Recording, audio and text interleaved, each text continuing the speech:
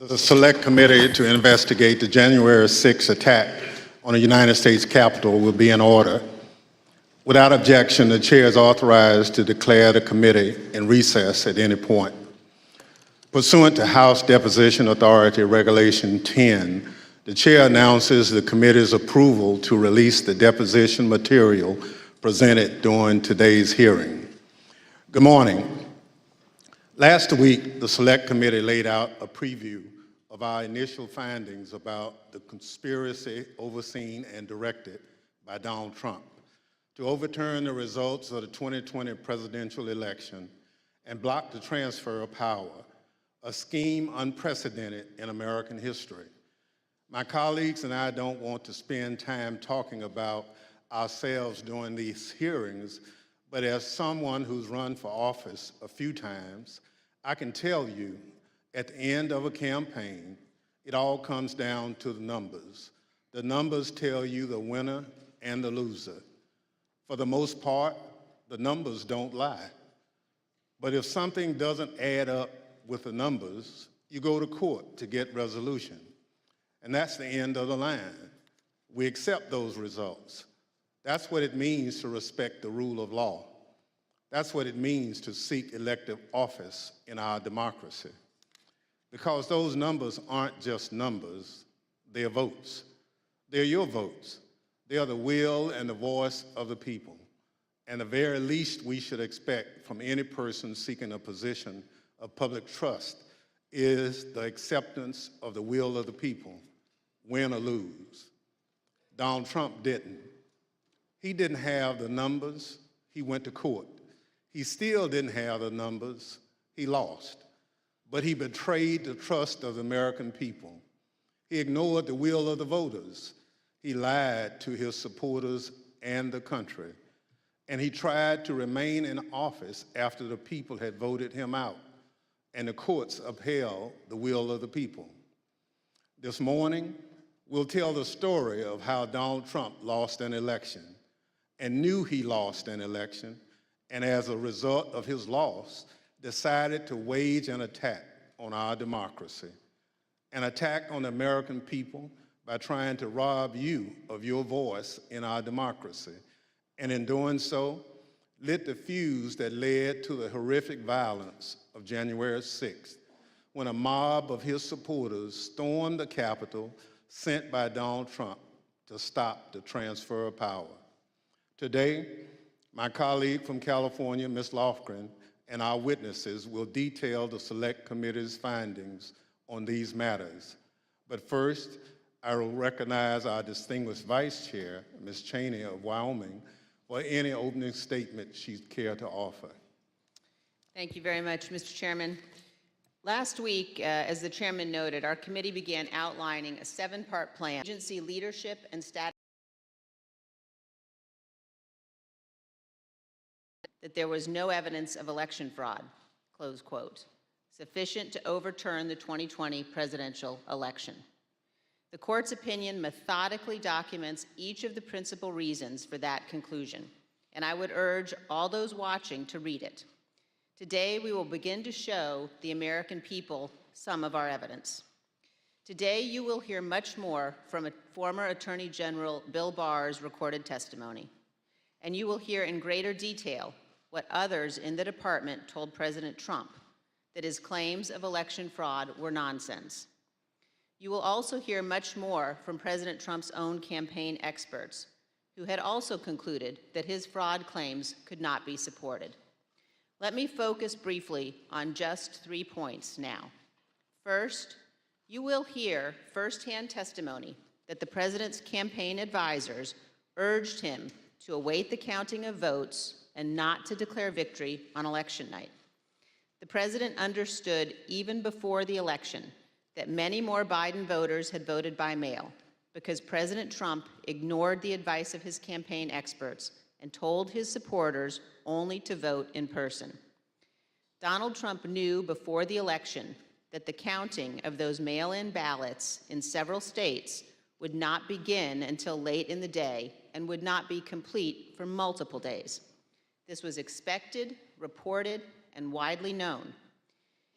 You will also hear testimony that President Trump rejected the advice of his campaign experts on election night and instead followed the course recommended by an apparently inebriated Rudy Giuliani to just claim he won and insist that the vote counting stop, to falsely claim everything was fraudulent. He falsely told the American people that the election was not legitimate. In his words, quote, a major fraud. Millions of Americans believed him. Second, pay attention to what Donald Trump and his legal team said repeatedly about Dominion voting machines, far-flung conspiracies with a deceased Venezuelan communist allegedly pulling the strings.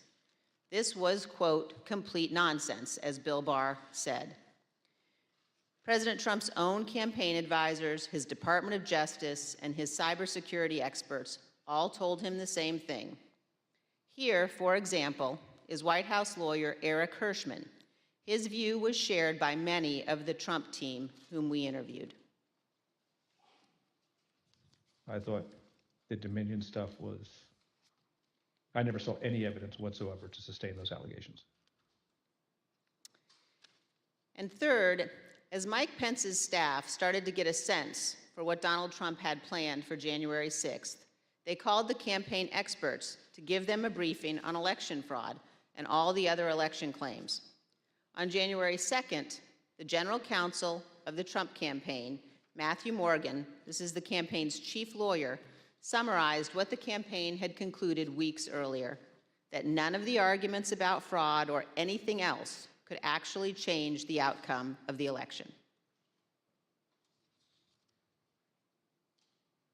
Generally discussed on that topic was whether the fraud, maladministration, abuse, or irregularities, if aggregated and read most favorably to the campaign, would that be outcome determinative? And I think everyone's assessment in the room, at least amongst the staff, Mark Short, myself, and Greg Jacob, was that it was not sufficient to be outcome determinative. As is obvious, this was before the attack on the Capitol. The Trump campaign legal team knew there was no legitimate argument, fraud, irregularities, or anything to overturn the election. And yet President Trump went ahead with his plans for January 6th anyway. Mr. Chairman, hundreds of our countrymen have faced criminal charges. Many are serving criminal sentences because they believed what Donald Trump said about the election, and they acted on it. They came to Washington, D.C. at his support. Another conservative editorial board that has long supported President Trump said last week, Donald Trump, quote, won't stop insisting that 2020 was stolen, even though he has offered no proof that that is true. And this, Donald Trump now, quote, clings to more fantastical theories, such as Dinesh D'Souza's debunked 2,000 mules, even as recounts in Arizona, Georgia, and Wisconsin confirm Trump lost. Those are the correct conclusions to draw from the evidence gathered by this committee. We have much more evidence to show the American people on this point than we can reasonably show in one hearing. But today, we will begin. Thank you, Mr. Chairman. I yield back.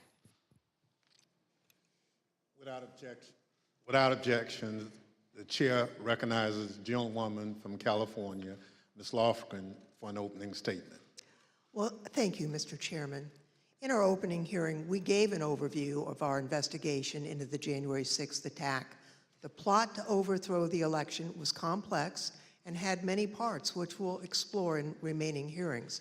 But today, we examine the false narrative that the 2020 election was, quote, stolen. Former President Trump's plan to overturn the election relied on a sustained effort to deceive millions of Americans with knowingly false claims of election fraud. All elements of the plot relied on convincing his supporters about these false claims. Today, we'll demonstrate the 2020 election was not stolen. The American people elected President Joe Biden. We'll present evidence that Mr. Trump's claims of election fraud were false, that he and his closest advisors knew those claims were false, but they continued to peddle them anyway, right up until the moments before a mob of Trump supporters attacked the Capitol. We'll also show that the Trump campaign used these false claims of election fraud to raise hundreds of millions of dollars from supporters who were told their donations were for the legal fight in the courts. But the Trump campaign didn't use the money for that. The big lie was also a big ripoff. The former president laid the groundwork for these false claims well in advance of the election. As early as April 2020, Mr. Trump claimed that the only way he could lose an election would be as a result of fraud. You know the things with bundling and all of the things that are happening with votes by mail, where thousands of votes are gathered, and I'm not going to say which party does it, but thousands of votes are gathered and they come in and they're dumped in a location, and then all of a sudden you lose elections that you think you're going to win. The only way we're going to lose this election is if the election is rigged. Remember that. It's the only way we're going to lose this election. This is going to be a fraud like you've never seen. Did you see what's going on? Take a look at West Virginia, mailmen selling the ballots. They're being sold. They're being dumped in rivers. This is a horrible thing for our country. This is not going to end well. Mr. Trump decided even before the election that regardless of the facts and the truth, if he lost the election, he would claim it was rigged. Mr. Trump was right about one thing. It did not end well. On election night, Mr. Trump claimed even before the votes were counted that his loss was a result of fraud. Now, Thursday, we had testimony from Attorney General Barr about the Department of Justice investigation of Mr. Trump's fraud claims. Barr told Trump directly that his claims were BS. Yet, after hearing the truth and that warning from the AG, Mr. Trump continued to peddle the false claims of fraud. You'll hear detailed testimony from Attorney General Barr describing the various election fraud claims the Department of Justice investigated. He'll tell you how he told Mr. Trump repeatedly that there was no merit to those claims. Mr. Barr will tell us that Mr. Trump's election night claims of fraud were made without regard to the truth and before it was even possible to look for evidence of fraud. Attorney General Barr wasn't alone. You'll see and hear today other Department of Justice officials and senior advisors to Mr. Trump that they told him the claims he was making were not supported by evidence. The election fraud claims were false. Mr. Trump's closest advisors knew it. Mr. Trump knew it. That didn't stop him from pushing the false claims and urging his supporters to, quote, fight like hell, to, quote, take back their country. After he lost the election, various legal challenges were made. You'll hear testimony today from a renowned Republican election litigation lawyer who will explain the normal process by which candidates challenge an election. Rather than accept the results of the election and the decisions of the courts, Mr. Trump pursued a different strategy. He tried to convince the American people the election had been stolen. Many of his supporters believed him, and many still believe him today. The attack on January 6th was a direct and predictable result of Mr. Trump's decision to use false claims of election fraud to overturn the election and to cling to power. Mr. Chairman, I yield back. Thank you very much. I now welcome our first witness. We're joined today by former Fox News politics editor Chris Stilwell. Bill Stepien, President Trump's former campaign manager, was subpoenaed to be here and was in Washington this morning, prepared to testify. Kevin Marino, Mr. Stepien's attorney, is here with us today. Thank you, Mr. Marino, for coming. And he has advised us that Mr. Stepien's wife went into labor this morning. Mr. Stepien unexpectedly had to travel to be with his wife, and we wish him the best. Due to the depth and rigor of our investigation, We've several hours of Mr. Stephan's testimony from when we interviewed him in February, and we will be presenting that testimony today. I'll now swear in our witness. The witness will please stand and raise his right hand. Do you swear or affirm under penalty of perjury that the testimony you're about to give is the truth, the whole truth, and nothing but the truth? So help you God. Thank you. You may be seated. Let the record reflect the witness answered in the affirmative. I now recognize myself for questions. I want to start by showing a video that tells the story of what was going on in the Trump White House on election night in November of 2020. Do you remember where you were on the night of the election, November the 3rd? I was at the White House. You know where specifically over the course of that night you spent your time within the White House? There was an event that was organized in the residence, so I moved between the residence, a room sort of off the residence where some family members were. I take it the president was upstairs in the residence. He was upstairs. We were kind of on the first floor, so not upstairs. We were with, mostly with Ivanka and her brothers and a couple other people who'd be coming in and out. Can you just describe the atmosphere? What were people expecting that night when you got to the White House? I think that there was, typically for people who show up there on election night, it's going to be a self-select, more positive environment. I think people were a little bit nervous, not knowing what was going to happen with the red wave or the red mirage as the debate was being carried out. The Fox News Decision Desk is calling Arizona for Joe Biden.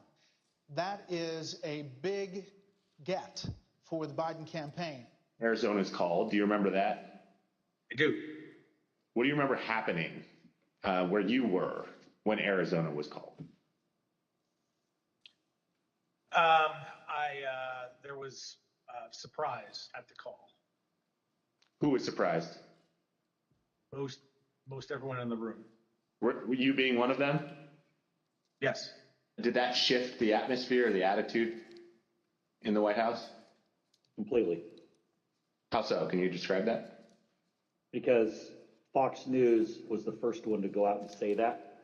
So was it anger kind of directed towards Fox News for making a call more so than like disappointment that maybe the campaign lost Arizona? All the above. So both anger and disappointment. Both disappointed with Fox and concerned that maybe our data or our numbers weren't accurate. Were you in the White House residence during the sort of past midnight into the early morning hours of November 4th? Yes, oh sure. It went over beyond midnight, yes. Do you remember Rudy Giuliani being at the White House on election night and into the early hours the next morning? I do. What do you remember about when he came? He was, I had heard that he was upstairs, in that aforementioned reception area. And he was looking to talk to the president. And it was suggested instead that he come talk to several of us down off the map room. You said that you had heard that Mr. Giuliani wanted to talk to the president and then he was directed your way. Did you end up talking to Mr. Giuliani when he was directed your way? I did. What was that conversation? A lot of conversations were directed my way. In a room, Rudy presumably wanted to say to the president. Was there anyone in that conversation who, in your observation, had too much to drink? Like Mayor Giuliani. Tell me more about that. What was your observation about his potential intoxication during that discussion about what the president should say when he's addressed the nation on election night? And the mayor was definitely intoxicated, but I do not know his level of intoxication when he spoke with the president, for example. Were you part of any discussions with the people I mentioned, Mr. Stepien, Mr. Meadows, or anyone else, about whether the president should make any sort of speech on election night? I mean, I spoke to the president. They may have been present, but president spoke to the president several times that night. There were suggestions by, I believe it was Mayor Giuliani, to go and declare victory and say that we won it outright. It was far too early to be making any calls like that. Ballots were still being counted. Ballots were still going to be counted for days. And it was far too early to be making any proclamation like that. I remember saying that, to the best of my memory, I was saying that we should not go and declare victory until we had a better sense of the numbers. Okay, can you be more specific about that conversation, in particular what Mayor Giuliani said, your response, and then anybody else in the room's response? I think effectively Mayor Giuliani was saying, we won it. They're stealing it from us. Where'd all the votes come from? We need to go say that we won. And essentially that anyone who didn't agree with that position was being weak.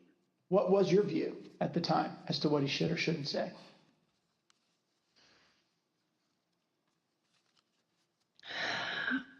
I don't know that I had a firm view as to what he should say in that circumstance.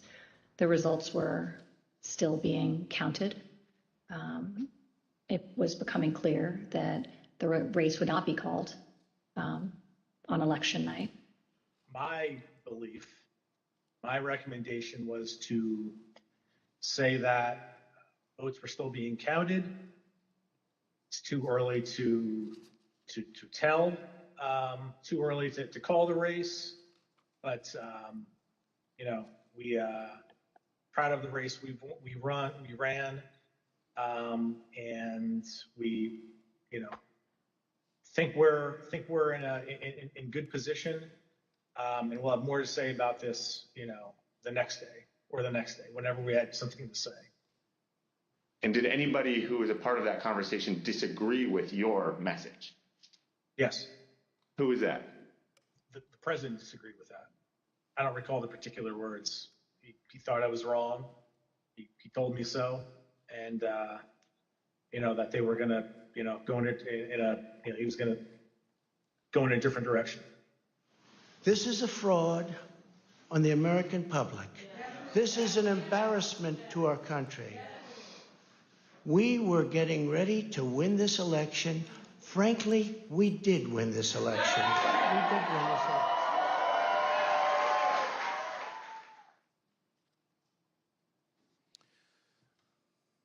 Mr. Steiwalt, did President Trump have any basis to declare victory on November 4th, 2020? Thank you. Mr. Stepien also testified that President Trump had no basis for declaring victory at that point in time.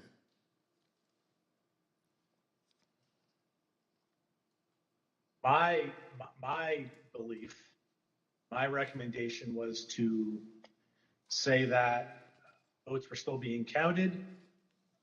It's too early to tell, too early to call the race, but we proud of the race we ran, and we think we're in good position, and we'll have more to say about this the next day or the next day, whenever we had something to say. Thank you. Mr. Steiwalt, after the votes were counted, who won the presidential election of 2020? Joseph Robinette Biden Jr. of the great state of Delaware. Thank you. That's the bottom line. We've had an election. Mr. Trump lost, but he refused to accept the results of the democratic process. pursuant to Section 5C8 of House Resolution 503. I now recognize the gentlewoman from California, Ms. Lofgren, for questions. Well, thank you, Mr. Chairman. Mr. Schierwald, I'd like you to explain a term that was thrown around a lot during the election, and that's the so-called red mirage. What does that mean? So in the 40 or 50 years, let's say, that Americans have increasingly chosen to vote by mail or early or absentee, Democrats prefer that method of voting more than Republicans do. So basically, in every election, Republicans win Election Day and Democrats win the early vote. And then you wait and start counting, and it depends on which ones you count first, but usually it's Election Day votes that get counted first. And you see the Republicans shoot ahead, and then the process of bailing and binding and unbinding all those mail-in votes. And some states like Pennsylvania refuse to count the votes first, so you have to wait for all of that to come in. So in every election, and certainly a national election, you expect to see the Republican with a lead, but it's not really a lead. When you put together a jigsaw puzzle, it doesn't matter which piece you put in first, it ends up with the same image. So for us, who cares? But that's because no candidate had ever tried to avail themselves of this quirk in the election counting system. We had gone to pains, and I'm proud of the pains we went to make sure that we were informing viewers that this was going to happen, because the Trump campaign and the president had made it clear that they were going to try to exploit this anomaly. And we knew it was going to be bigger because the percentage of early votes was higher, right? We went from about 45% of the votes being early and absentee to, because of the pandemic, that increased by about 50%. So we knew it would be longer, we knew it would be more. So we wanted to keep telling viewers, hey, look, the number that you see here is sort of irrelevant because it's only a small percentage of these votes. So this red mirage, that's really what you expected to happen on election night. Happens every time. Thank you, Mr. Steyerwalt. Now, I'd like to play a clip of Attorney General Bill Barr, who also explains what was expected to happen on election night. Right out of the box on election night, the president claimed that there was major fraud underway. I mean, this happened, as far as I could tell, before there was actually any potential of looking at evidence. And it seemed to be based on the dynamic that at the end of the evening, a lot of Democratic votes came in, which changed the vote counts in certain states. And that seemed to be the basis for this broad claim that there was major fraud. And I didn't think much of that because people had been talking for weeks and everyone understood for weeks that that was going to be what happened on election night. Mr. Stepien obviously could not be with us today, and it's proper for him to be with his wife as they welcome their child. But he also had discussions with the president about the red mirage, that is, that it would be a long night and that early votes would favor him, but that lots more votes would be counted over the course of the night and the days after. So let's play clip 1 from our interview with Mr. Stepien. I recounted back to that conversation with him, in which I said, just like I said in 2016 was going to be a long night. I told him in 2020 that it was going to be a process again, as the early returns are going to be positive, and we're going to be watching the returns of ballots as they rolled in thereafter. So is it fair to say you're trying to present what you thought would be a realistic picture of what might happen over the course of that night, being election night? That night and the days that followed. Yeah, I always told the president the truth, and I think he expected that from me, and I told him it was going to be a process. It was going to be, we're going to have to wait and see how this turned out. So I just like I did in 2016, I did the same thing in 2020. So let's watch a short clip of President Trump speaking after he received that information from his campaign advisors. We want all voting to stop. We don't want them to find any ballots at 4 o'clock in the morning and add them to the list. So when former President Trump said that, it contradicted what his advisors had warned would happen. We all know that mail-in ballots played an important role in the 2020 election. However, President Trump continuously discouraged mail-in voting. Mr. Stepien was so concerned about the president's position on mail-in voting that in the summer of 2020, he met with President Trump along with House Minority Leader Kevin McCarthy. Let's play clip 4. Meeting that was had, in particular, I invited Kevin McCarthy to join the meeting, he being of like mind on the issue with me, in which we made our case for why we believed mail-in voting not to be a bad thing for his campaign.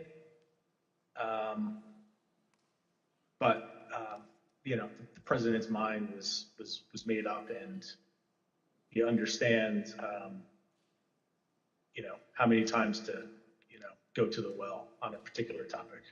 Yeah, I understand. Tell me a little bit more about the argument that you and Mr. McCarthy made to the president in that meeting as to why it wasn't a bad thing that mail-in voting was available. Largely two pillars to that argument, both of which I've previously mentioned. One, leaving a good deal to chance, pushing or urging your voters to vote only on election day leaves a lot to chance. That's A.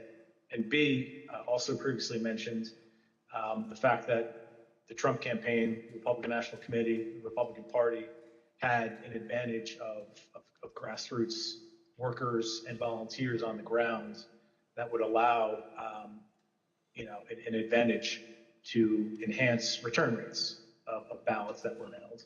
Those were the two pillars of the argument. I see. And what, if anything, do you recall Representative McCarthy saying during that meeting?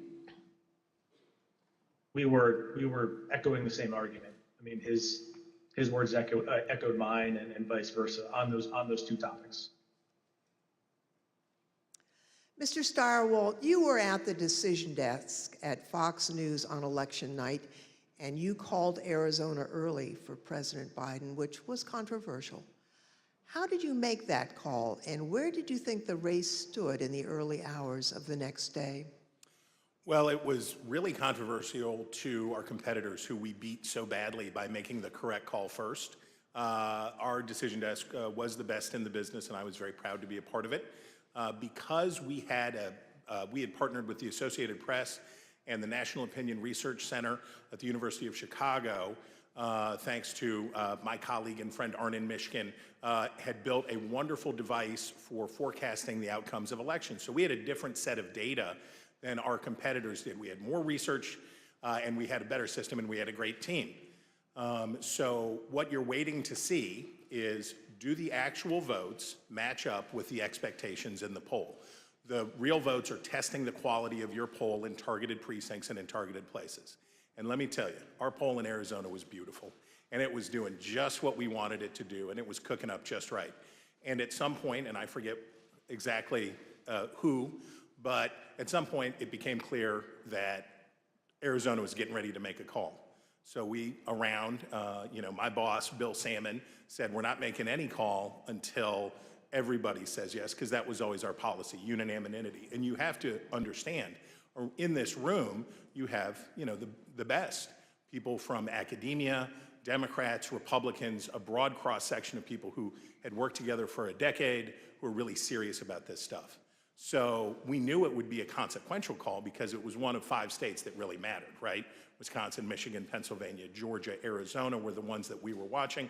We knew it would be significant to call any one of those 5, but we already knew Trump's chances were very small and getting smaller based on what we had seen. So we were able to make the call early. We were able to beat the competition. We looked around the room, everybody says yay, and on we go. And by the time we found out how much everybody was freaking out and losing their minds over this call, we were already trying to call the next state. We had already moved on. We were to Georgia, we were to North Carolina, we were looking at these other states. So we thought we were pleased, but not surprised. I see. You know, after the election, as of November 7th, in your judgment, what were the chances of President Trump winning the election? After that point? Yes. None. I mean, I guess it's always possible that you could have, a truckload of ballots be found somewhere, I suppose. But once you get into this space, ahead of today, I thought about what are the largest margins that could ever be overturned by a recount, and the kind of stuff that we heard Mike Pence talking about, sounding like a normal Republican that night when he said, we'll keep every challenge. Nothing like that. In a recount, you're talking about hundreds of votes. When we think about calling a race, one of the things that we would think about is it outside the margin of a recount? And when we think about that margin, we think about, in modern history, you're talking about 1,000 votes, 1,500 votes at the way, way outside. Normally, you're talking about hundreds of votes, maybe 300 votes that are going to change. So the idea that through any normal process in any of these states, remember, he had to do it thrice, right? He needed 3 of these states to change. And in order to do that, I mean, you're at an infant. You're better off to play the Powerball than to have that come in. On November 7th, the other major news outlets called the race for President Biden. Now, Mr. Stepien told the committee that he thought the odds were, and this is a quote, very, very, very bleak, and held a meeting with the president that same day. Let's show clip 8. Video clip 8.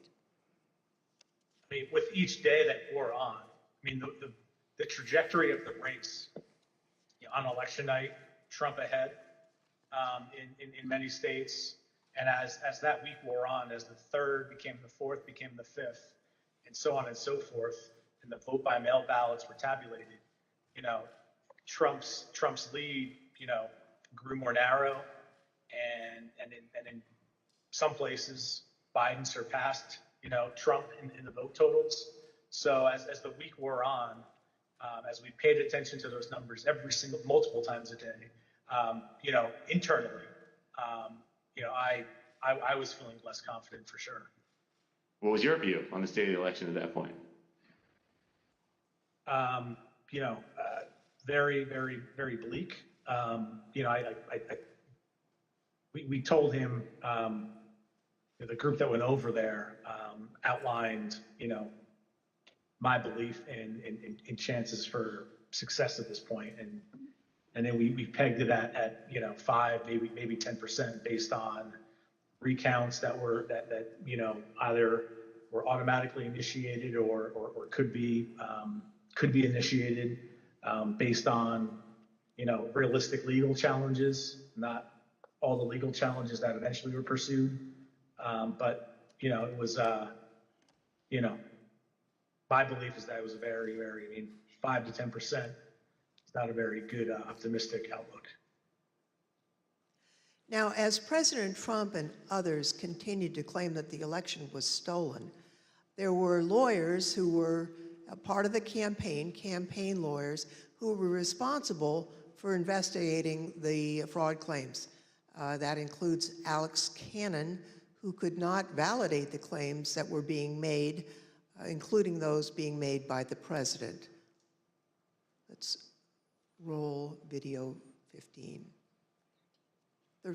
This is an email.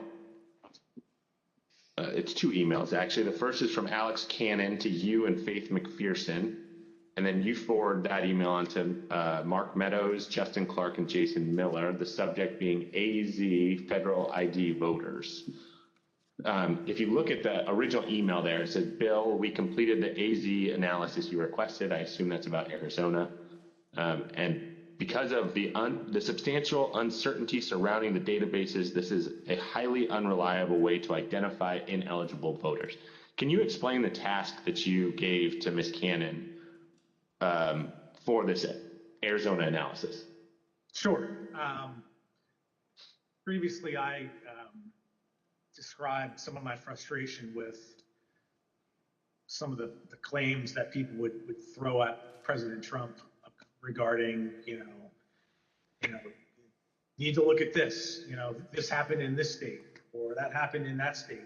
And it would be, those would flow to us to look into. I talked about that before, I think. Yeah.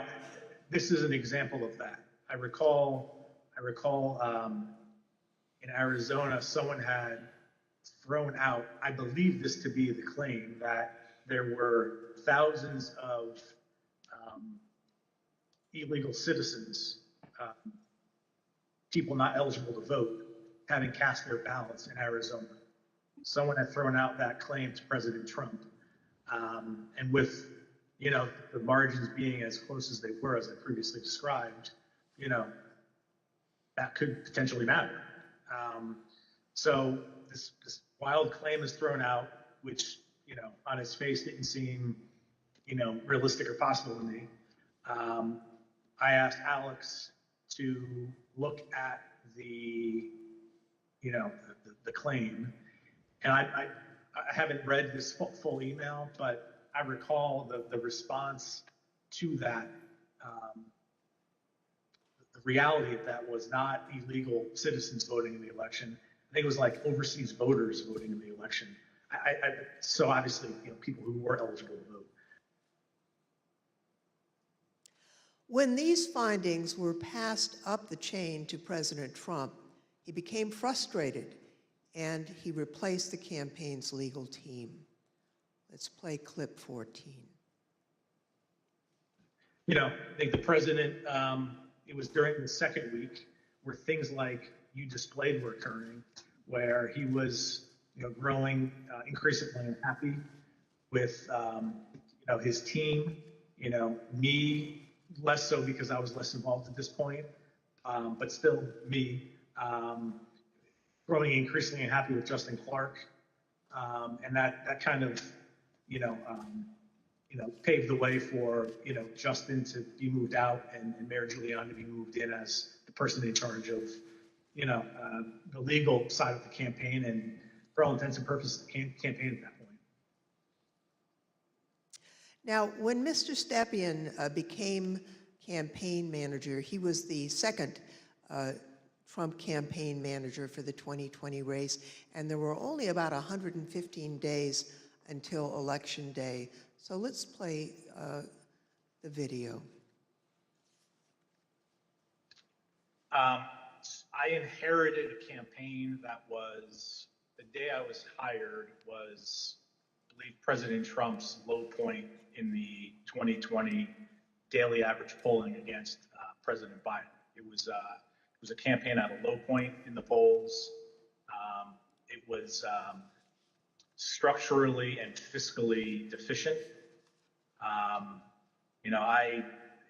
There was a great deal wrong with the campaign in both of those areas. So most of my day spent fixing and I think I took over with 115 days left in the campaign. Most of my time was spent fixing the things that could be fixed with 115 days left in the campaign. Now, Mr. Stepien has been in the campaign field for a long time, and he worked for lots of different candidates and campaigns. He testified to this committee about his concerns given the claims that Mr. Giuliani and Ms. Powell and their team were making publicly. Let's play clip 15. Okay, and was it important for you, Mr. Stepien, to sort of pull back just for your own professional reputation? You didn't want to be associated with some of what you were hearing from the Giuliani team and others that sort of stepped in the wake of your departure? I didn't mind being categorized. There were two groups of, we called them kind of my team and Rudy's team. I didn't mind being characterized as being part of Team Normal, as reporters, kind of started to do around that point in time. I said, hours ago, early on that, I've been doing this for a long time, 25 years, and I've spanned, political ideologies from Trump to McCain to Bush to Christie, and, I can work under a lot of circumstances for a lot of varied, candidates and politicians, but a situation where, and I think along the way I've built up a pretty good, I hope, a good reputation for being honest and professional, and I didn't think what was happening was necessarily honest or professional at that point in time. So that led to me stepping away. So the president did get rid of Team Normal, and I'd like to play a clip showing that the president found the people he needed to perpetuate his claims of fraud. They saw a big truck bringing in 100,000 ballots in garbage cans, in waste paper baskets, in cardboard boxes, and in shopping baskets. And every single one of them was for Biden, because they were being notified by Smartmatic in Frankfurt that Biden was way behind and they better come up with a lot more ballots. And we can prove every single thing I just said. If you gave me the paper ballots, I could probably turn around each one of these states. I'm absolutely convinced if you let me examine each one of those ballots, I'd pull out enough that were fraudulent that it would shake the hell out of the country. It can set and run an algorithm that probably ran all over the country to take a certain percentage of votes from President Trump and flip them to President Biden, which we might never have uncovered had the votes for President Trump not been so overwhelming in so many of these states that it broke the algorithm. I remember that one of the things Mark said at some point was, you can't show an actual vote was flipped, which I found at the time to be a remarkable assertion, because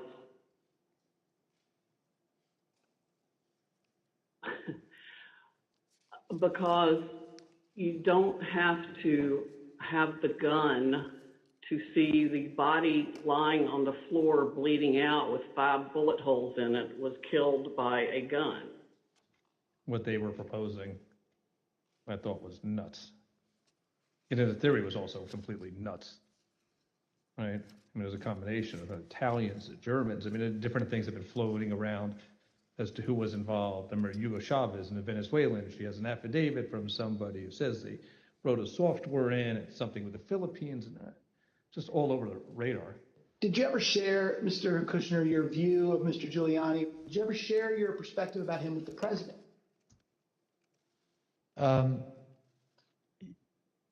I guess,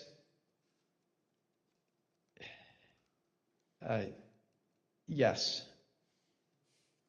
Tell me what you said. Basically, not the approach I would take if I was you. Okay, and how did he react? How did President Trump react when you shared that view with him? We said, I have confidence in Rudy. I think I had conversations with probably all of our council who are signed up to assist on election day as they disengaged with the campaign. The general consensus was that the law firms were not comfortable making the arguments that Rudy Giuliani was making publicly.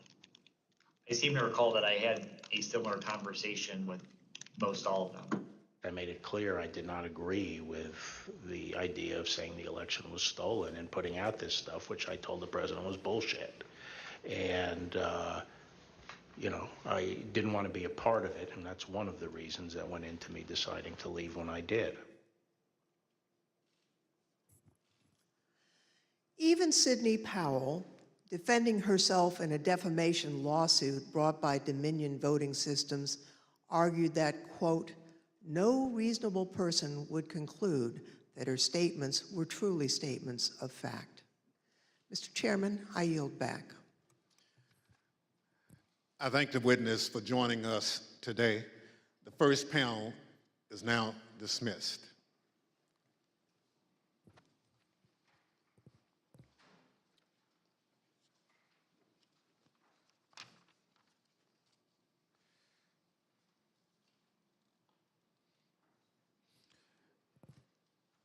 Without objection, the chair recognizes the gentlewoman from California, Ms. Lofgren.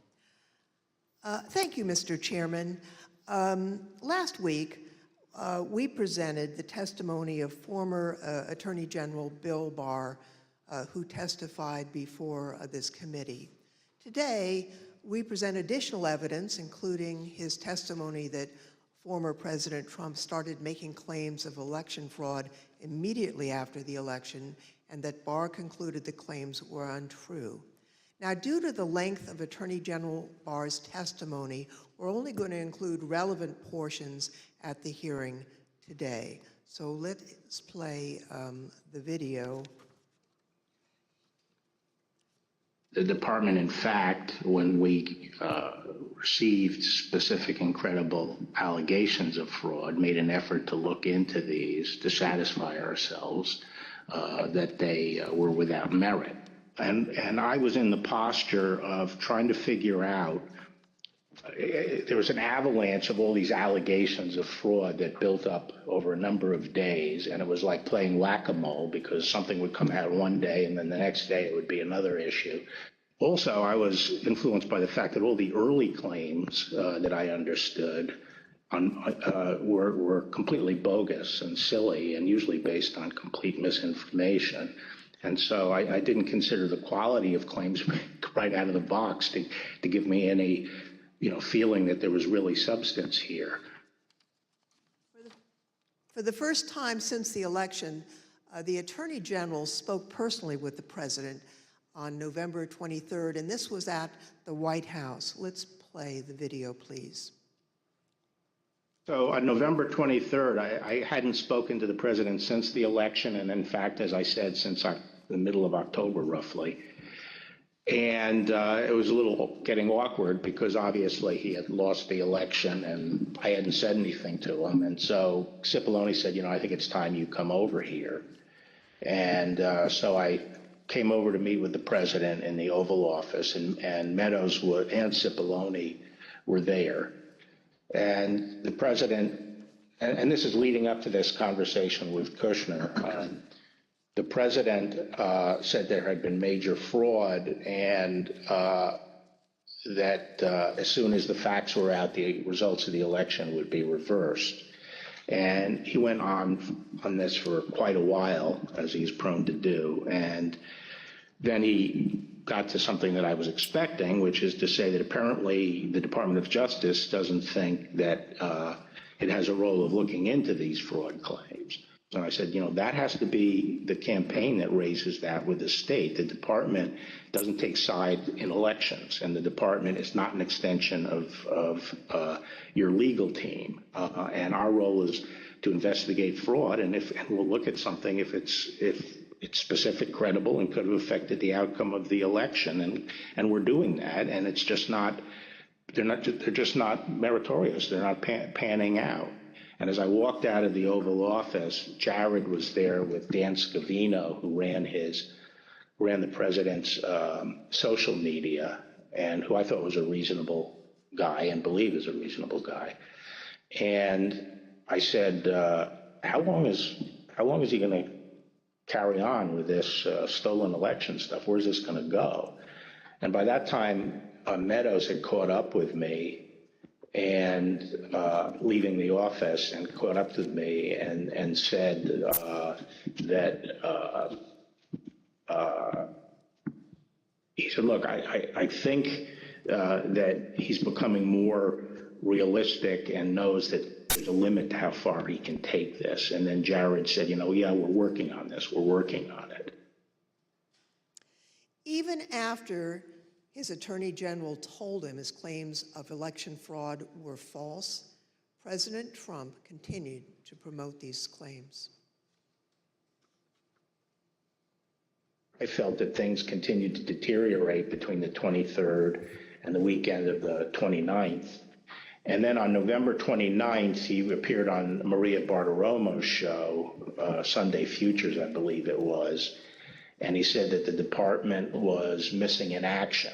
Well, no, we had glitches where they moved thousands of votes from my account to Biden's account, and these are glitches. So they're not glitches, they're theft, they're fraud, absolute fraud. This election was over, and then they did dumps. They call them dumps, big, massive dumps in Michigan and Pennsylvania and all over. How the FBI and Department of Justice, I don't know, maybe they're involved, but how people are allowed to get away from this stuff with this stuff is unbelievable. Now, spurred by what he saw, Barr told the Associated Press on December 1st that there was no evidence of election fraud. And immediately after Attorney General Barr's statement went public, Mr. Trump berated and he nearly fired Barr. But Barr persisted in telling the president that there was no evidence to support the fraud claims. This got under my skin, but I also felt it was time for me to say something. So I set up a lunch with the AP reporter, Mike Balsamo, and I told him at lunch, I made this statement that to date we have not seen fraud on a scale that could have affected a different outcome in the election. I had a later meeting scheduled at the White House at 3 o'clock with Meadows. This was previously scheduled, so I knew this was going to come up, and I went over there and I told my secretary that I thought I would probably be fired and told not to go home.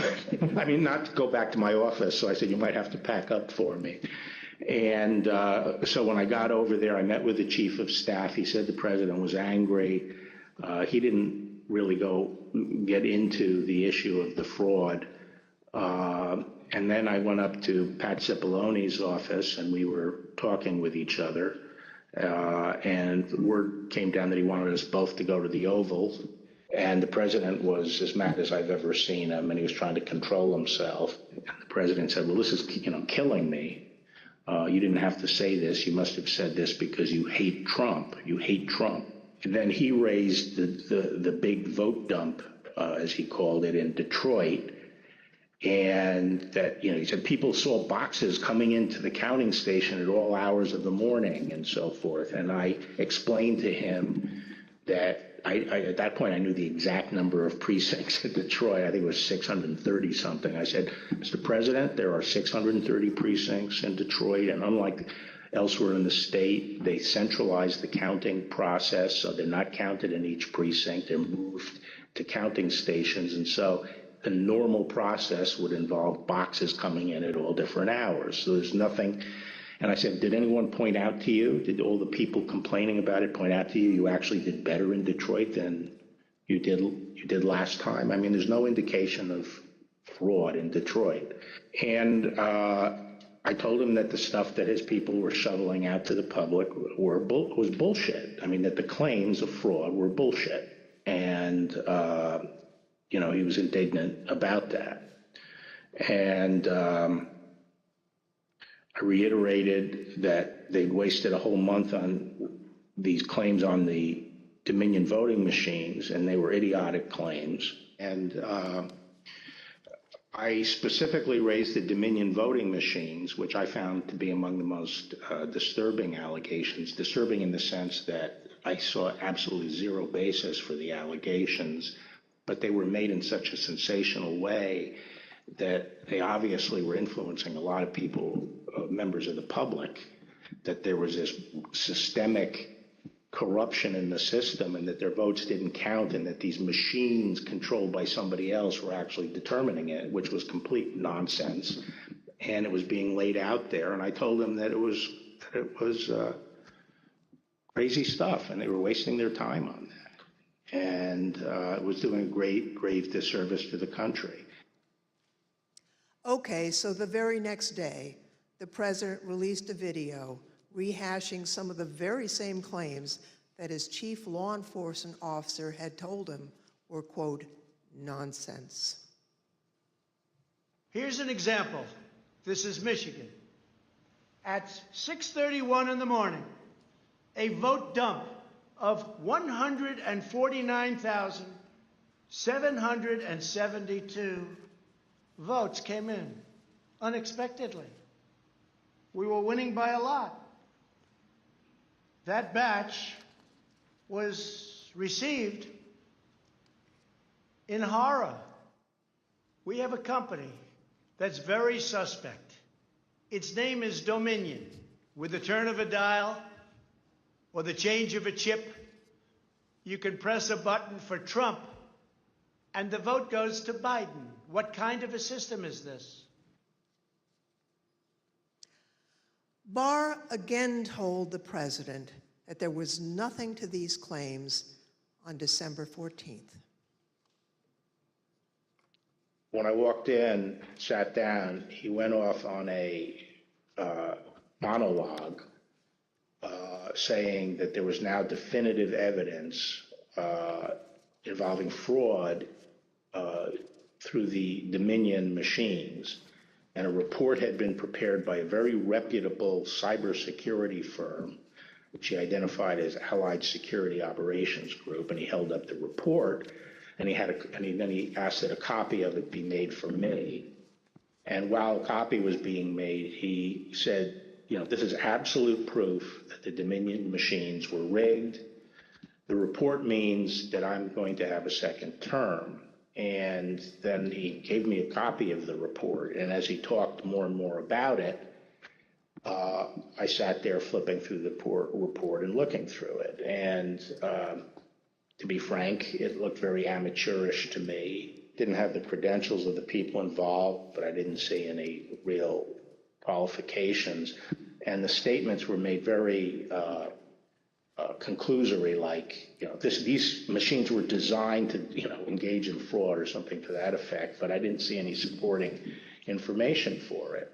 And I was somewhat demoralized because I thought, boy, if he really believes this stuff, he has, lost contact with he's become detached from reality if he really believes this stuff. On the other hand, when I went into this and would, tell him how crazy some of these allegations were, there was never an indication of interest in what the actual facts were. In my opinion then, and my opinion now, is that the election was not stolen by fraud. And I haven't seen anything since the election that changes my mind on that, including the 2000 Mules movie. Familiar with the 2000. Well, maybe you can assess that 2000 Mules, and people are talking about that. Well, I mean, just in a nutshell, I just think the GBI was unimpressed with it, and I was similarly unimpressed with it because I think I was holding my fire on that to see what the photographic evidence was, because I thought, well, hell, if they have a lot of photographs of the same person dumping a lot of ballots in different boxes, that's hard to explain. So I wanted to see what the photographic evidence was, but the cell phone data is singularly unimpressive. I mean, it basically, if you take 2 million cell phones and figure out where they are physically in a big city like Atlanta or wherever, just by definition, you're going to find many hundreds of them have passed by and spent time in the vicinity of these boxes. And the premise that if you go by a box, 5 boxes or whatever it was, that's a mule is just indefensible. It by definition, you're going to have hundreds of this. I mean, I saw one contractor said, we figured out that our truck alone would account for 6 cell phone signals. This was some kind of contractor, and our route would take us by these things on a regular basis. So but then when the movie came out, I think the photographic evidence in it was completely I mean, there was a little bit of it, but it was lacking. You know, it didn't establish widespread illegal harvesting. The other thing is people don't understand is that it's not clear that even if you can show harvesting, that changes the results of the election. The courts are not going to throw out votes and then figure out what votes were harvested and throw them out. You'd still the burden on the challenging party to show that illegal votes were cast. Votes were the result of undue influence or bribes, or there was really, the person was non compos mentis. But absent that evidence, I just didn't see courts throwing out votes anyway. I felt that before the election, it was possible to talk sense to the president. And while you sometimes had to engage in, a big wrestling match with him, that it was possible to keep things on track. But I felt that after the election, he didn't seem to be listening, and I didn't think it was, that I was inclined not to stay around if he wasn't listening to advice from me or his other cabinet secretaries. So on December 14th, Barr quit. Now, the Attorney General wasn't the only person who told the president that his claims were false. Other officials and close advisors told him the same thing. Rather than try to address a counterfactual or a hypothetical, let me just say there were instances where the president would say, people are telling me this, or I've heard this, or I saw on television, this impropriety in Atlanta or Pennsylvania or something. And we were in a position to say, our people have already looked at that, and we know that you're getting bad information, that's not correct. It's been demonstrated to be incorrect from our point of view, and been debunked. A month and a half or so after the election day, and at that meeting, various allegations of fraud were discussed, and Eric and Pat didn't, told the group, the president included, that none of those allegations had been substantiated to the point where they could be the basis for any litigation challenge to the election. President Trump's own vice president and his top advisors also knew that there wasn't evidence to support the claims that the president was making. Anyone else other than Mr. Meadows who asked you about the status outside of your legal group, Mr. Morgan and the others you mentioned, anyone else who asked you the status of what you were finding in your assessment of it? Yes, sir. Who's that? Peter Navarro. When did you talk to Mr. Navarro? Mid-November. Around the same time as Mr. Meadows? Yes, sir. And tell me about that conversation. I recall him asking me questions about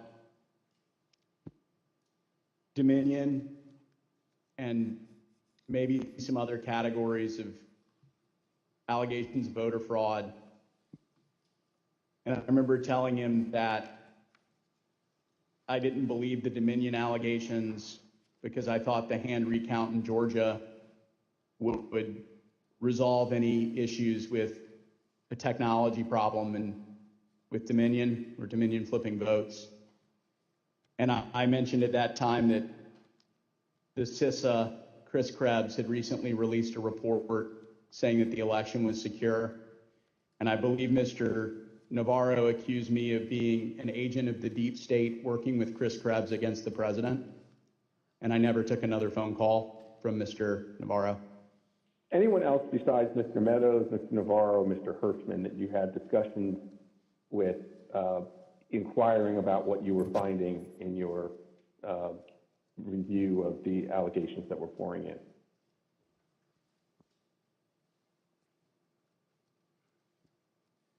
I believe I had about a 15-second conversation with the vice president about it as well.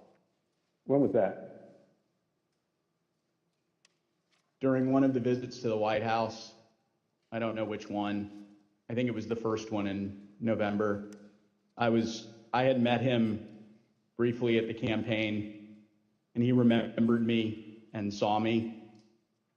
And he asked what I was doing on the campaign, and I told him that, you know, we were looking into some of the issues related to voter fraud. And he asked me, I don't remember his exact words, but he asked me if we were finding anything. And I said that I didn't believe we were finding it, or I was not personally finding anything sufficient to alter the results of the election. And he thanked me. That was our interaction. At a later hearing, you'll hear live testimony from the former acting Deputy Attorney General of the Department of Justice, Rich Donahue. But now I'd like to play a portion of his testimony. I tried to, again, put this in perspective and to try to put it in very clear terms to the president. And I said something to the effect of, sir, we've done dozens of investigations, hundreds of interviews. The major allegations are not supported by the evidence developed. We've looked at Georgia, Pennsylvania, Michigan, Nevada. We're doing our job. Much of the info you're getting is false. And then I went into, for instance, this thing from Michigan, this report about 68% error rate. Reality is it was only 0.0063% error rate, less than 1 in 15,000. So the president accepted that. He said, okay, fine, but what about the others? And again, this gets back to the point that there were so many of these allegations that when you gave him a very direct answer on one of them, he wouldn't fight us on it, but he would move to another allegation. So then I talked about a little bit about the Pennsylvania truck driver. This is another allegation that had come up. And this claim was by a truck driver who believed, perhaps honestly, that he had transported an entire tractor-trailer truck full of ballots from New York to Pennsylvania. And this was, again, out there in the public and discussed. And I essentially said, look, we looked at that allegation. We looked at both ends, both the people who load the truck and the people who unload the truck. And that allegation was not supported by the evidence. Again, he said, okay. And then he said, no, I didn't mention that one. What about the others? And I said, okay, well, with regard to Georgia, we looked at the tape, we interviewed the witnesses. There is no suitcase. The president kept fixating on this suitcase that supposedly had fraudulent ballots and that the suitcase was rolled out from under the table.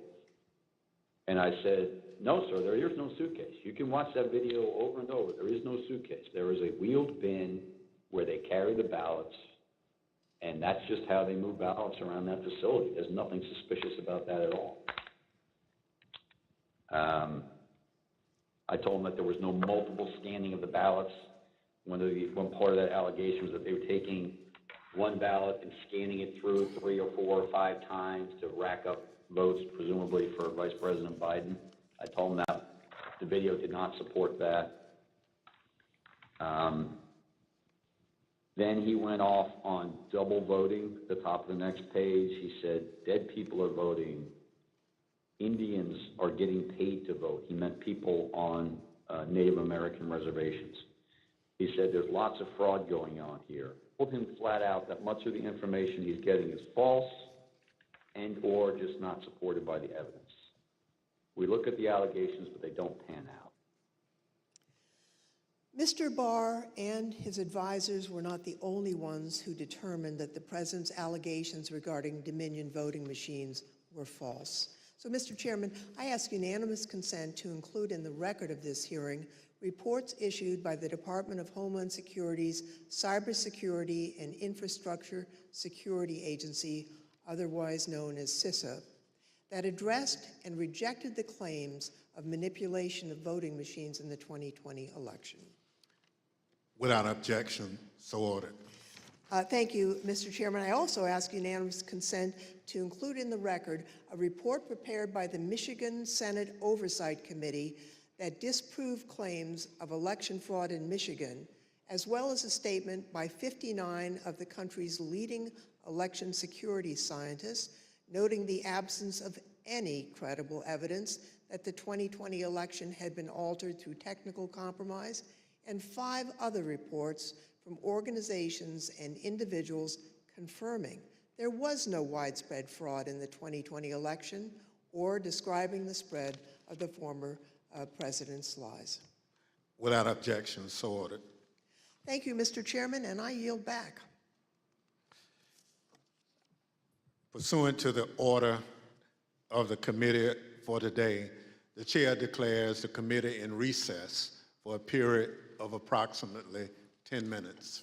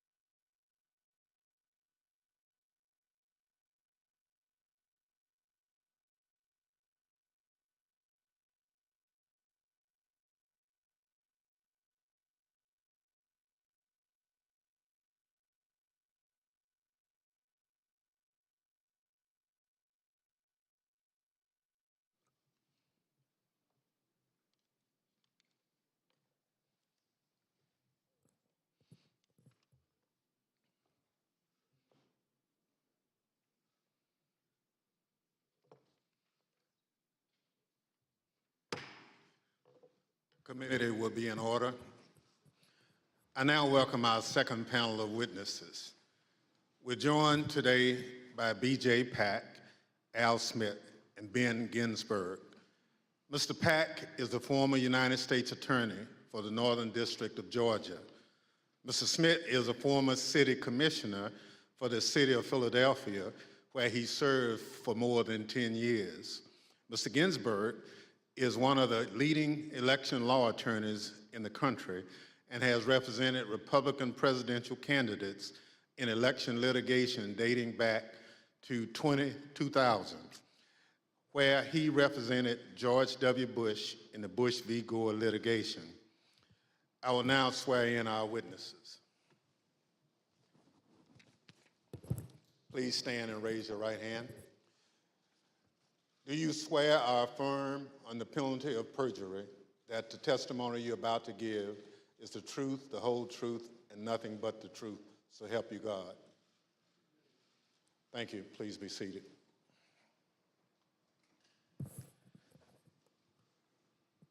Let the record reflect the witnesses answered in the affirmative.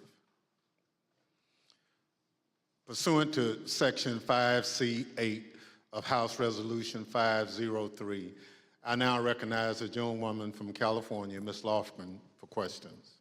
Thank you, Mr. Chairman. Before the break, I think you all heard Mr. Barr and Mr. Donahue talk about the false claims that Mr. Trump and his supporters made about suitcases of fake ballots in Georgia. We have a witness here today who thoroughly investigated that issue. Mr. Pac, I want to thank you for appearing before us today. You were appointed by President Trump to serve as the U.S. Attorney for the Northern District of Georgia, and you served from 2017 until January of 2021. You were the lead federal prosecutor there and worked for the Department of Justice under then Attorney General Bill Barr. Now, were you ever asked by Attorney General Barr to investigate claims of voter fraud in the 2020 election? And if so, what were those claims? Thank you, Congressman Lofgren. Thank you for the question. Approximately December 4th, I believe, of 2020, Attorney General Barr and I had a conversation about an unrelated case to the case at issue. At the end of the conversation, Mr. Barr had asked me if I had seen a certain videotape that was being reported in the news where Mr. Giuliani, in a Senate subcommittee hearing that was held the day before, May 3rd, showed a videotape of a purportedly a security tape at the State Farm Arena in Atlanta, which is also in Fulton County in the city of Atlanta. City of, yes. At the time, Mr. Barr asked me that he had made a public statement that he had not seen any widespread election fraud that would question the outcome of the election. And because of the videotape and the serious allegation that Mr. Giuliani was making with respect to the suitcase full of ballots purported in the video, he asked me to find out what I could about it, because he had envisioned that in some days after our call that he was going to go to the White House for a meeting, and then that issue might come up. He asked me to make it a priority to get to the bottom of, to try to substantiate the allegation made by Mr. Giuliani. Thank you. I understand the Georgia Secretary of State's office investigated those State Farm Arena allegations and didn't find any evidence of fraud. What did you find when your office conducted its own investigation? We found that the suitcase full of ballots, the alleged black suitcase that was being seen pulled from under the table, was actually an official lockbox where ballots were kept safe. We found out that there was a mistake in terms of a misunderstanding that they were done counting ballots or tallying ballots for the night, and the partisan watchers that was assigned by each of the respective parties were announced to send home. But once they realized the mistake, someone from the Secretary of State's office had indicated that, no, we're not done for the night. You need to go ahead and continue counting. So once they packed up the lockbox full of ballots, they brought back the official ballot box again and continue to tally the ballots from the lockbox. Unfortunately, during the Senate hearing, Mr. Giuliani only played a clip that showed them pulling out the official ballot box from under the table and referring to that as a smoking gun of fraud in Fulton County. But in actuality, in review of the entire video, it showed that that was actually an official ballot box that was kept underneath the tables. And then we saw them pack up because of the announcement that they thought they were done for the night. And then once the announcement was made that you should continue counting, they brought the ballot box out and they continued to count. The FBI interviewed the individuals that are depicted in the videos that purportedly were double, triple counting of the ballots, and determined that nothing irregular happened in the counting, and the allegations made by Mr. Giuliani were false. Thank you very much. I'd like to play again a testimony from Mr. Donahue, who appeared before the committee before today. Mr. Donahue, we talked at some length about whether or not the White House or the president was informed about the Antrim report. On the results of the investigations, the interviews that have gone on Fulton County, how would those results have been communicated to the White House, to the president? I don't know how they were initially communicated. I do know that they came up in subsequent conversations with the president, and Dag Rose and I essentially told him, we looked into that, and it's just not true. Okay, so he was informed. I told the president myself that several times in several conversations, that these allegations about ballots being smuggled in a suitcase and run through the machine several times, it was not true. That we looked at the video, we interviewed the witnesses, it was not true. Mr. Pac, after you left the U.S. Attorney's Office on January 4th, 2021, did the next U.S. Attorney there, I think Mr. Trump's personal pick, Bobby Christine, did he investigate any remaining claims of fraud? And if so, did he find any evidence that supported the president's claims of voter fraud? It is my understanding that Mr. Christine continued any investigations that were pending at the time of my departure, but he was unable to find any evidence of fraud that affected the outcome of the election. So after investigating the president's and Mr. Giuliani's claims about voter fraud in Georgia, is it your view today that there was no evidence of widespread fraud sufficient to undermine confidence in the outcome of the election in Georgia? That is correct. Thank you, Mr. Pac. And I want to thank you also for the service that you've given to our country. We appreciate that. Next, I'd like to turn to President Trump's false allegations about election integrity in Philadelphia. The Attorney General discussed these allegations at some length. You know, the idea, the president has repeatedly suggested that there was some kind of outpouring of unexpected votes in inner city areas like Philadelphia as recently as January 13th when he walked off the NPR set. He was asked by the interviewer, what's your evidence of fraud? And he said more people voted in Philadelphia than there were voters. And that was absolute rubbish. The turnout in Philadelphia was in line with the state's turnout. And in fact, it was not as impressive as many suburban counties. And there was nothing strange about the Philadelphia turnout. It wasn't like there was all these unexpected votes that came out in Philadelphia. So, I think once you actually look at the votes and then there's an obvious explanation. For example, in Pennsylvania, Trump ran weaker than the Republican ticket generally. He ran weaker than two of the state candidates. He ran weaker than the congressional delegation running for federal Congress, and he ran weaker than the Republican, I think. I haven't looked at this recently, but he generally was a weak element on the Republican ticket. So that does not suggest that the election was stolen by fraud. How about Pennsylvania and Bill McSwain? We were talking to the U.S. Attorney in Philadelphia about an alleged discrepancy between the number of absentee ballots issued and the number of ballots cast. Right. So that was one of the big ones for a period of time. I think that was raised at Gettysburg by Giuliani or something like that, but it kept on being repeated, and I found it annoying because it didn't seem that it was right. So I called McSwain, and he got back to me. He said, no, the problem is that Mastriano threw out this number, and what he did was he mixed apples and oranges. He took the number of applications for the Republican primary and he compared it to the number of absentee votes cast in the general election. But once you actually go and look and compare apples to apples, there's no discrepancy at all. And that's one of the, I think at some point I covered that with the president. We have another witness here today who has detailed knowledge about the election process in Philadelphia.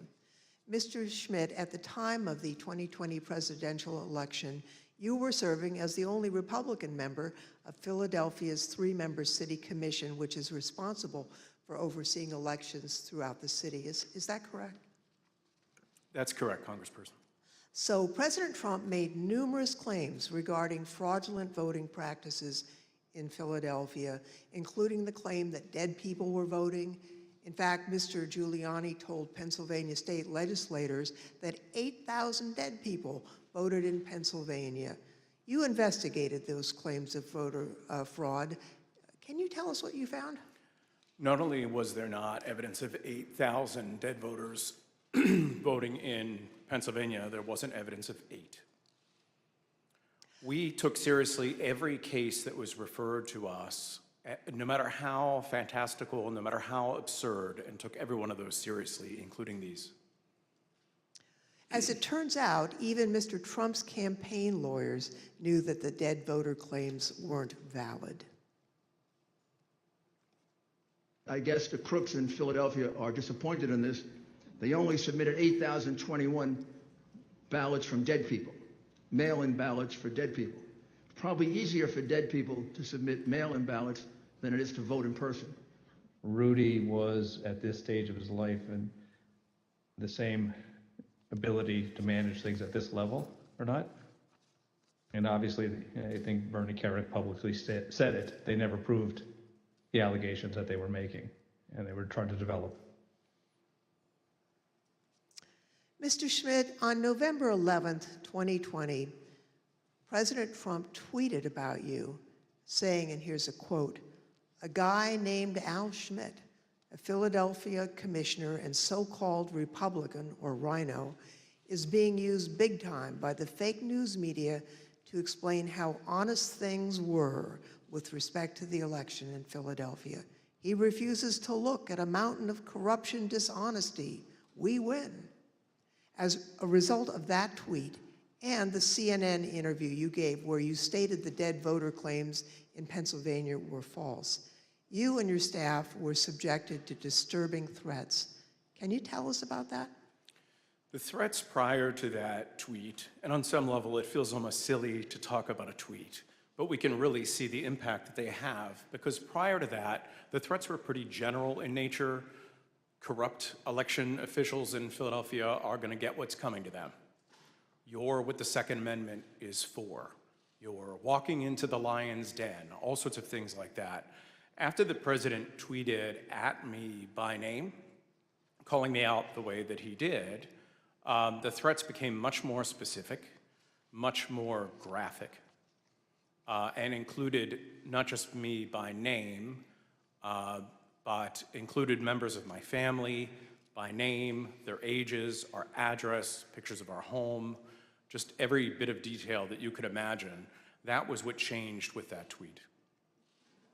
Behind me are redacted threats that you received, that you provided to the committee. Now, we redacted portions of the text to protect your family. Mr. Schmidt, I think I speak for all of my colleagues when I say we are deeply sorry for what you and your loved ones have been through. And I also want to thank you for your service to your country and for standing up for the rule of law. I want to thank both Mr. Pac and Mr. Schmidt for their service, their testimony, and for standing up for the rule of law. Now I'd like to turn to another subject.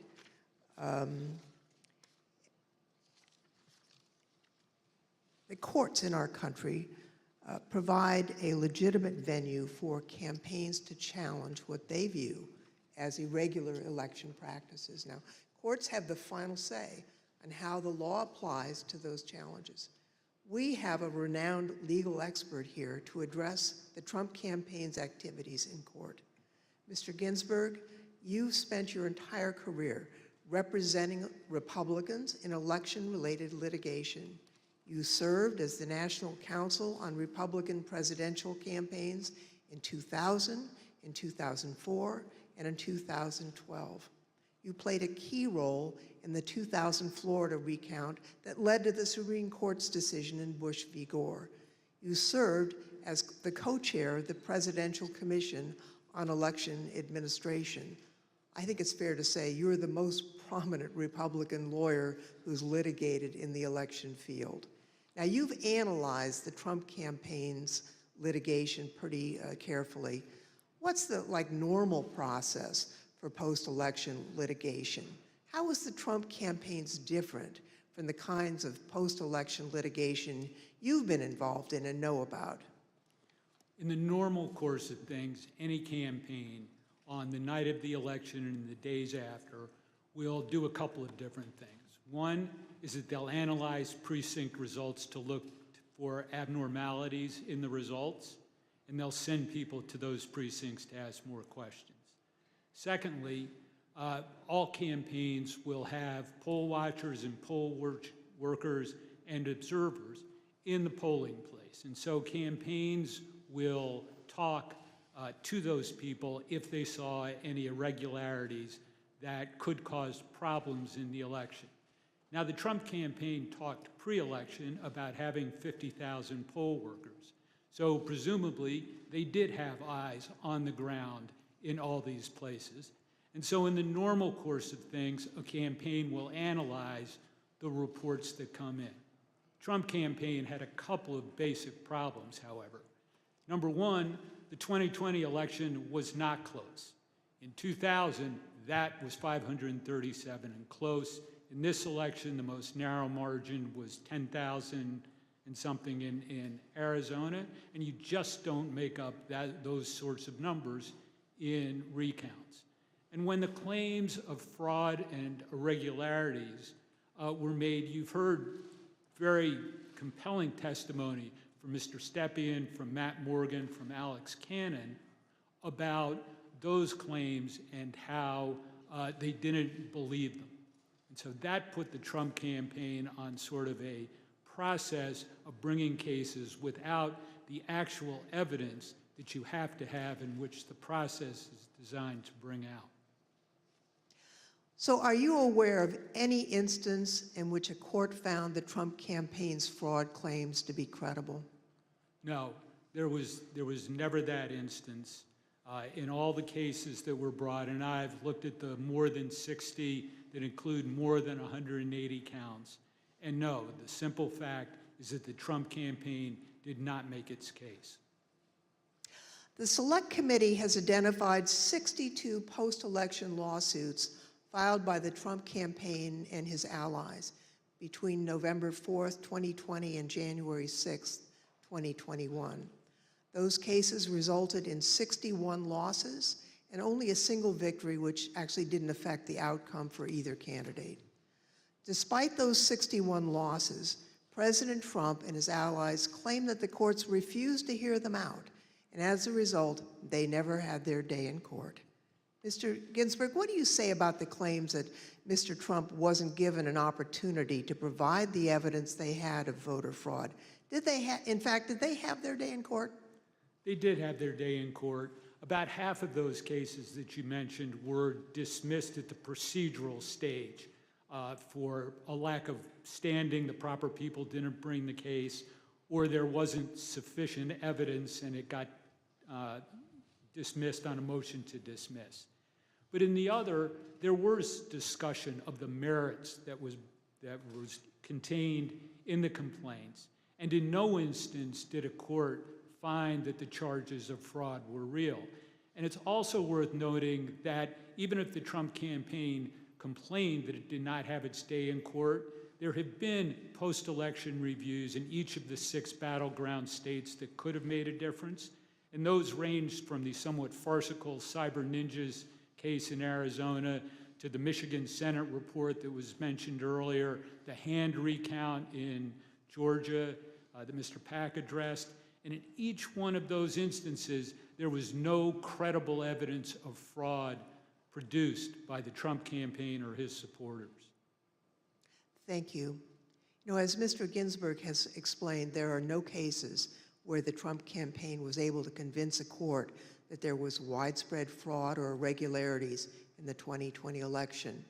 Over and over, judges appointed by Democrats and Republicans alike directly refuted this false narrative. They called out the Trump campaign's lack of evidence for its claims, and the judges did that even in cases where they could have simply thrown out the lawsuit without writing a word.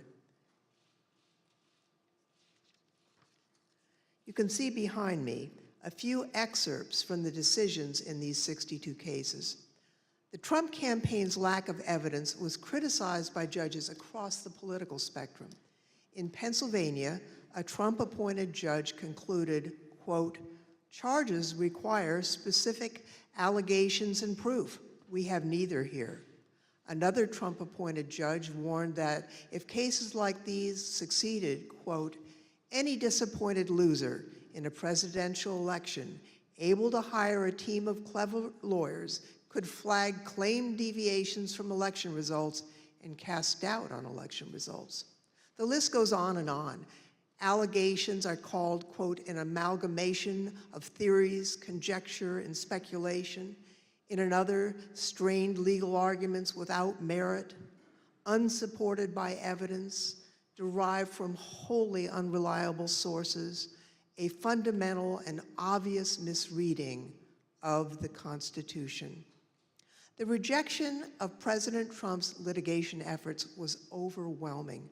22 federal judges appointed by Republican presidents, including 10 appointed by President Trump himself, and at least 24 elected or appointed Republican state judges dismissed the president's claims. At least 11 lawyers have been referred for disciplinary proceedings due to bad faith and baseless efforts to undermine the outcome of the 2020 presidential election. Rudy Giuliani had his license to practice law suspended in New York, and just this week, a newly filed complaint will potentially make his suspension from practicing law in D.C. permanent. And as we've just heard from perhaps the most preeminent Republican election lawyer in recent history, the Trump campaign's unprecedented effort to overturn its election loss in court was a deeply damaging abuse of the judicial process. As stated by U.S. District Court Judge David Carter, this was, quote, "a coup in search of a legal theory." Thank you, Mr. Chairman. I yield back. I want to thank our witnesses for joining us today. The members of the Select Committee may have additional questions for today's witnesses, and we ask that you respond expeditiously in writing to those questions. Without objection, members will be permitted 10 business days to submit statements for the record, including opening remarks and additional questions for the witnesses. The second panel of witnesses is now dismissed.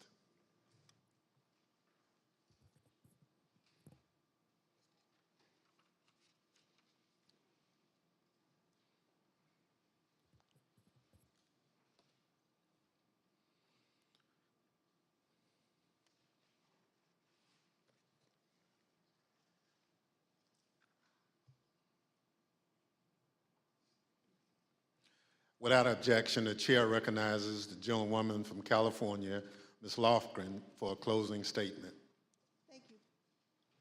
Thank you, Mr. Chairman. Now that we understand the litigation efforts by President Trump and his allies, I'd like to present additional actions taken by the Trump campaign during this time.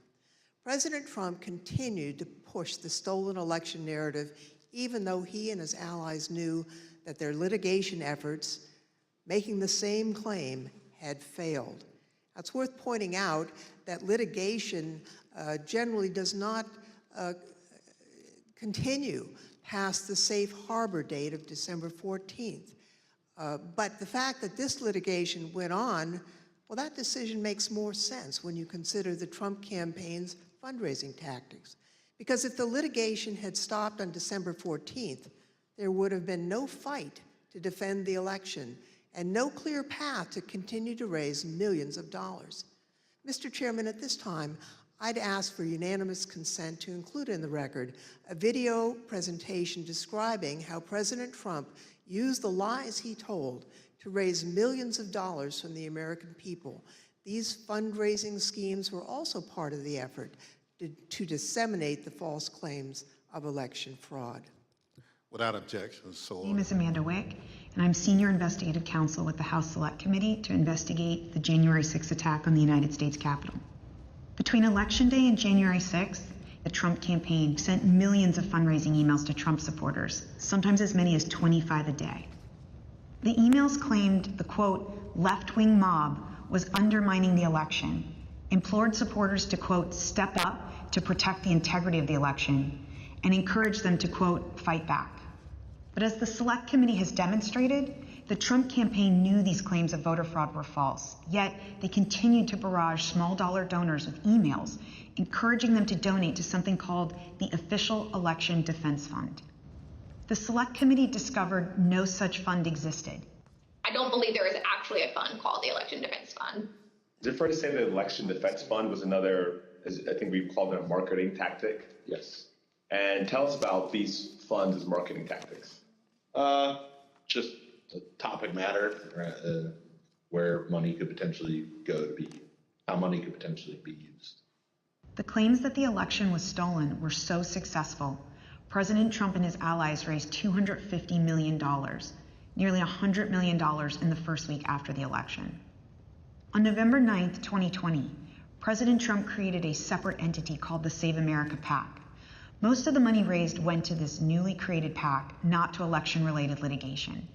The Select Committee discovered that the Save America PAC made millions of dollars of contributions to pro-Trump organizations, including $1 million to Trump Chief of Staff Mark Meadows' charitable foundation, $1 million to the America First Policy Institute, a conservative organization which employs several former Trump administration officials, $204,857 to the Trump Hotel Collection, and over $5 million to Event Strategies, Inc., the company that ran President Trump's January 6th rally on the Ellipse. All of us here today do not want to see our election victory stolen by emboldened radical left Democrats, which is what they're doing. The evidence developed by the Select Committee highlights how the Trump campaign aggressively pushed false election claims to fundraise, telling supporters it would be used to fight voter fraud that did not exist.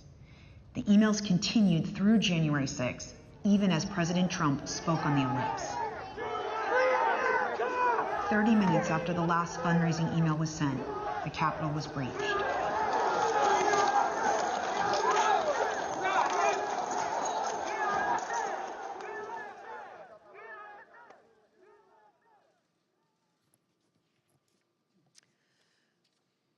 Every American is entitled and encouraged to participate in our electoral process. Political fundraising is part of that. Small dollar donors use scarce disposable income to support candidates and causes of their choosing, to make their voices heard. And those donors deserve the truth about what those funds will be used for. Throughout the committee's investigation, we found evidence that the Trump campaign and its surrogates misled donors as to where their funds would go and what they would be used for. So not only was there the big lie, there was the big ripoff. Donors deserve to know where their funds are really going. They deserve better than what President Trump and his team did. Mr. Chairman, I yield back. Without objection, the chair recognizes the gentlewoman from Wyoming, Ms. Cheney, for a closing statement. Thank you very much, Mr. Chairman. Mr. Chairman, I would like to thank all of our witnesses today, and I'd also like to, in particular, wish Mr. Stepien and his family all the best on the arrival of a new baby. Today's hearing, Mr. Chairman, was very narrowly focused, and in the coming days, you will see the committee move on to President Trump's broader planning for January 6th, including his plan to corrupt the Department of Justice and his detailed planning with lawyer John Eastman to pressure the Vice President, state legislatures, state officials, and others to overturn the election. Let me leave you today with one clip to preview what you will see in one of our hearings to come. This is the testimony of White House lawyer Eric Hirschman. John Eastman called Mr. Hirschman the day after January 6th, and here is how that conversation went. I said to him, "Are you out of your effing mind?" Right? I said, I only want to hear two words coming out of your mouth from now on. Orderly transition.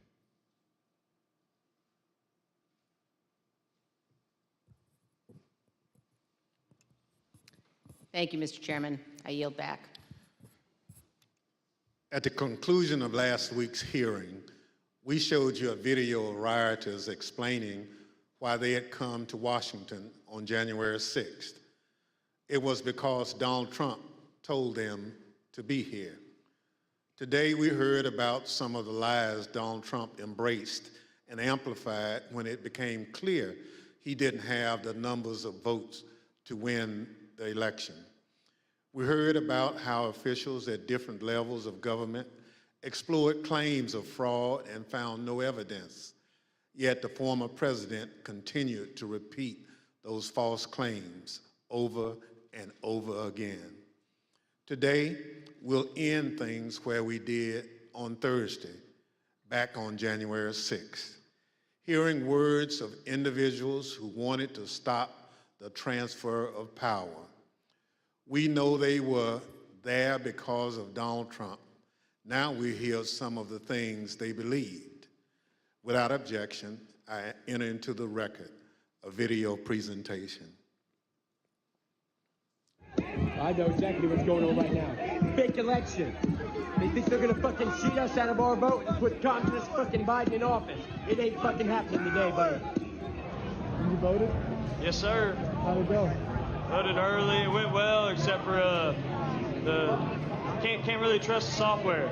Dominion software all over it. We voted, and right in the top right-hand corner of the Dominion voting machine that we used, there was a Wi-Fi symbol with 5 bars. So that most definitely connected to the internet, without a doubt.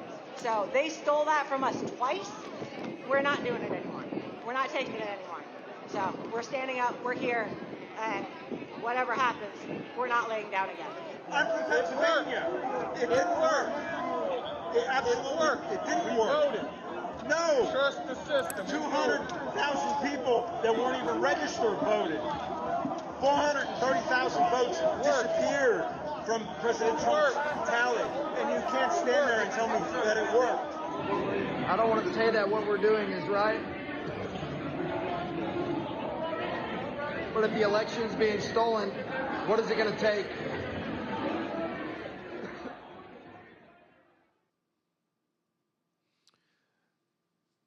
The chair requests those in the hearing room remain seated until the Capitol Police have escorted members from the room. Without objection, the committee stands adjourned.